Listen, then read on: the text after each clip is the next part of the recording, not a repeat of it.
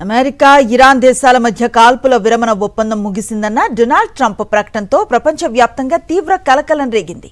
ఈ నేపథ్యంలో ఇవాళ అంతర్జాతీయంగా చమురు ధరలు ఎగబాకే అవకాశం ఉండగా స్టాక్ మార్కెట్స్ మరిన్ని నష్టాలను చవిచూసే ప్రమాదం ఉందని ఆర్థిక రంగ నిపుణులు అంచనా వేస్తున్నారు. ముఖ్యంగా గల్ఫ్ ప్రాంతంలో నౌకల రాకపోకలు నిలిచిపోవటం ఇవాల్టి అంతర్జాతీయ వాణిజ్యాన్ని తీవ్రంగా ప్రభావితం చేయనుంది.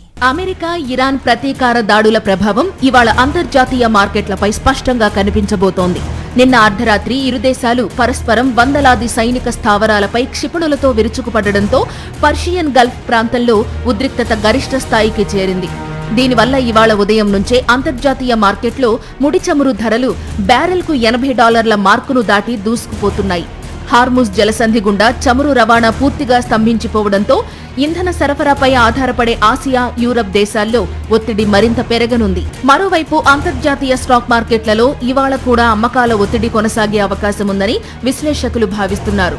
నిన్న అమెరికా మార్కెట్లు నష్టాల్లో ముగియగా ఆసియా మార్కెట్లు సైతం ఇవాళ ఉదయం నష్టాలతోనే ట్రేడింగ్ ను ప్రారంభించాయి.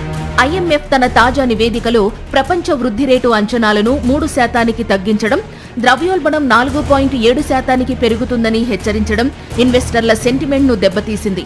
అయితే ఆర్టిఫిషియల్ ఇంటెలిజెన్స్ రంగంలోని టెక్నాలజీ కంపెనీలు ఇవాళ మార్కెట్లను ఎంతవరకు ఆదుకుంటాయనేది ఆసక్తికరంగా మారింది. ఇరు దేశాల మధ్య ఉద్రిక్తతలు మరింత తీవ్రమైతే మాత్రం ప్రపంచ ఆర్థిక వ్యవస్థకు కోలుకోలేని దెబ్బ తగిలే ప్రమాదం ఉందని నిపుణులు హెచ్చరిస్తున్నారు.